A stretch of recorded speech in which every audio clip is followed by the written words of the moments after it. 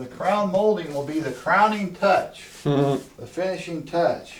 Yeah. And the detail work.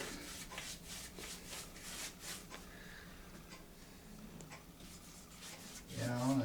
Yeah, so the crown, the guy, let's talk about that crown molding for a minute. I mean, somebody else is going to install that, and he wanted to install it first. He wanted you to come back and paint it. You didn't like that idea, did you? No, I like to paint it first because you're cutting in along cabinet lines and more taping involved, and I just, in my experience with it, I like to paint it, pre-paint it, and then have him hang it, install it, and then come back and do the nail holes and caulking.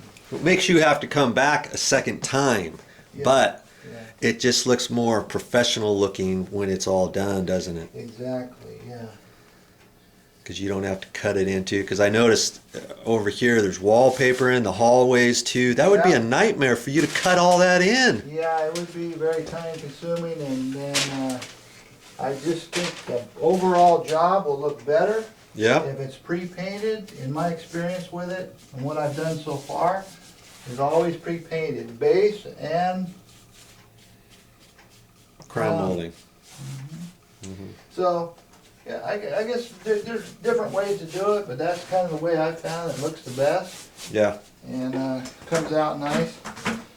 It's just a process, you know. You learn how to do things or how it looks the best on the wall. Yeah, and where crown is concerned, I like to use a good semi-gloss paint and put 2 coats, spray 2 coats on the crown molding, which is MDF material, Yeah. and it really looks good. Well, that's kind of tricky. Your roller's got that hook. I always wondered what that hook was for, and it's for that right Put it there. on the edge of the screen so you Yep. don't drop it all the way into the bucket. You don't have to drop it in there every Yeah. single time and get it all over Yeah, the place. exactly.